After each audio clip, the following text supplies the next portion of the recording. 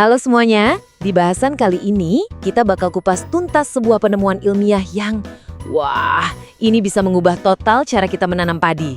Siap-siap ya, karena pandangan Anda soal semangkok nasi di rumah mungkin bakal berubah setelah ini. Coba deh bayangin, gimana kalau ternyata rahasia buat ngasih makan seluruh dunia dengan cara yang lebih ramah lingkungan itu tersembunyi persis di bawah telapak kaki kita. Nah, pertanyaan inilah yang jadi pemantiknya. Dan jawabannya ternyata membawa kita masuk ke dunia ilmu tanah yang jarang banget kita perhatikan. Sebuah ekosistem super kompleks di bawah sana, di mana perubahan sekecil apapun bisa menghasilkan sesuatu yang luar biasa. Oke, biar kita paham seberapa pentingnya ini, kita lihat dulu skalanya. Padi itu bukan cuma sekedar tanaman loh, ini tuh sumber energi utama buat miliaran orang. Di seluruh dunia, dari pagi sampai malam. Lebih dari setengah populasi bumi bergantung pada padi. Jadi, ya ini penting banget. Tapi ada tapinya nih. Di balik perannya yang super penting itu, ternyata ada harga yang harus kita bayar. Ada jejak lingkungan yang tersembunyi, dan ini masalah serius yang harus segera kita hadapi. Biang keroknya, namanya gas metana. Jadi gini, sawah-sawah tradisional kan biasanya digenangi air terus-menerus. Nah, kondisi becek dan tanpa oksigen ini jadi surga buat mikroba-mikroba tertentu. Mereka pesta pora di sana, dan sampah hasil metabolisme mereka itu adalah gas metana dalam jumlah besar yang langsung lepas ke atmosfer kita. Nah, ini bagian yang bikin ngeri. Metana itu bukan gas rumah kaca biasa, teman-teman. Dalam rentang waktu 100 tahun, kemampuan metana buat memerangkap panas itu 34 kali lipat lebih kuat dibanding karbon dioksida. Kebayang nggak? Sawah yang ngasih kita makan ternyata jadi salah satu penyumbang terbesar perubahan iklim. Melihat tantangan sebesar ini, sekelompok peneliti hebat nggak tinggal diam. Mereka coba mendobrak tradisi. Mereka bertanya, bisa nggak sih kita nanam padi dengan cara yang lebih pintar, lebih ramah lingkungan? Akhirnya, mereka pun merancang sebuah eksperimen buat cari jawabannya. Jadi, di eksperimen ini mereka membandingkan dua cara. Sisi pertama, cara tradisional. Pakai pupuk kimia banyak-banyak, terus sawahnya digenangi air terus. Sisi kedua, ini dia metode barunya, yang mereka sebut EOF plus W. Singkatnya sih, ini metode yang mengurangi bahan kimia, nambahin pupuk organik, dan yang paling penting, irit air banget. Oke, kita bedah sedikit ya metode EOF plus W ini. Gampangnya, ini pendekatan 3 langkah yang kelihatannya simple, tapi revolusioner. Pertama, mereka pangkas penggunaan pupuk kimia. Kedua, mereka ganti sebagian dengan pupuk organik, biar tanahnya lebih sehat.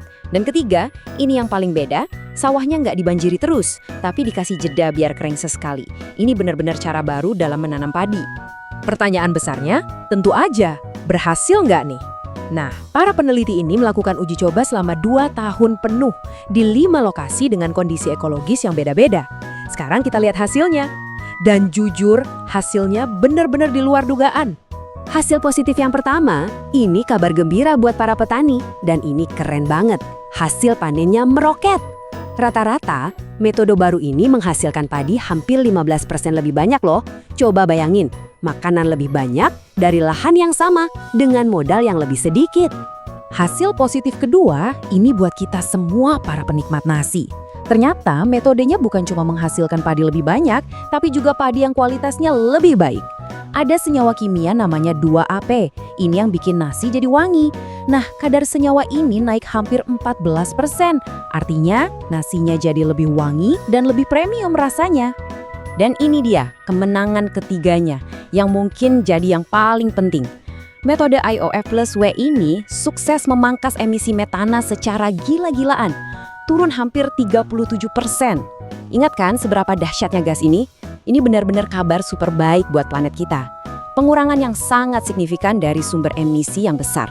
Oke, jadi makanan lebih banyak, kualitasnya lebih bagus, metana jauh berkurang. Kelihatannya udah solusi sempurna kan? Tapi dalam dunia sains jarang banget ada yang sesederhana itu. Ternyata ada satu kerumitan yang gak terduga muncul di data mereka. Jadi begini. Ternyata waktu emisi metana berhasil ditekan turun, emisi gas rumah kaca lain yang nggak kalah kuat, namanya nitrus oksida atau N2O, malah naik sekitar 15%. Nah loh, ini masalah. Soalnya nitrus oksida ini bahkan lebih sakti dari metana dalam memerangkap panas. Jadi, apa mereka cuma menukar satu masalah dengan masalah lain yang lebih parah? Apa yang sebenarnya terjadi di dalam tanah? Nah, untuk memecahkan misteri ini, kita harus jadi kecil dan masuk ke dalam ekosistem tanah itu sendiri. Karena jawabannya ada di sana, di antara komunitas mikroba tak kasat mata yang hidup di sawah. Coba deh, jangan bayangin tanah itu cuma sekedar gumpalan coklat. Anggap aja tanah itu sebuah kota metropolis yang super sibuk, yang hidup dan bernapas. Isinya miliaran penduduk mikroba. Masing-masing punya tugasnya, lingkungan favoritnya, dan sampah yang dihasilkannya. Di kota mikroba ini, ada dua kelompok utama yang jadi pemeran di cerita kita. Pertama, ada metanogen, si pabrik metana. Mereka ini suka banget sama kondisi basah, becek, tanpa oksigen kayak di sawah tradisional. Nah, lawannya ada bakteri nitrifikasi. Mereka ini tukang daur ulang nitrogen yang lebih suka lingkungan yang agak kering, lebih banyak oksigennya, persis seperti kondisi yang diciptakan metode baru. Jadi, sekarang kebayangkan apa yang terjadi? Metode pertanian baru ini ibaratnya mengubah tata kota di dunia mikroba. Dengan mengurangi air, lingkungannya jadi nggak nyaman buat para metanogen. Populasi mereka anjlok. Sebaliknya, kondisi yang lebih kering ini jadi lampu hijau buat bakteri nitrifikasi. Mereka jadi berkembang pesat, dan sebagai efek sampingnya, mereka menghasilkan lebih banyak nitrus oksida. Oke, jadi kita lihat ada semacam tarik-menarik di sini. Metana turun, tapi nitrus oksida naik. Terus yang menang siapa? Apa dampak akhirnya buat pemanasan global? Nah, ini pertanyaan paling krusialnya. Dan ini dia jawabannya. Walaupun ada sedikit kenaikan nitrus oksida, penurunan metana yang jauh lebih poten, itu efeknya jauh lebih besar. Jadi, kalau dihitung-hitung, dampak pemanasan secara keseluruhan turun drastis. Penurunan bersihnya lebih dari 31%. Ini jelas kemenangan telak buat iklim. Jadi, yuk kita rangkum. Metode pertanian inovatif ini ngasih kita 3 kemenangan sekaligus. Pertama, kemenangan buat ketahanan pangan, karena hasil panennya lebih tinggi. Kedua, kemenangan buat konsumen, karena kualitas nasinya lebih enak dan wangi. Dan ketiga, kemenangan besar buat planet kita, karena jejak karbonnya jadi jauh lebih kecil. Nah, ini meninggalkan kita dengan satu pertanyaan besar buat direnungkan. Penelitian ini kan bukan cuma soal padi ya. Ini seperti sebuah cetak biru untuk masa depan pertanian. Sebuah cara untuk memberi makan populasi dunia yang terus bertambah, sambil pada saat yang sama kita juga menyembuhkan planet kita. Mungkinkah cara bertani yang lebih cerdas seperti ini adalah jawaban yang selama ini kita cari-cari?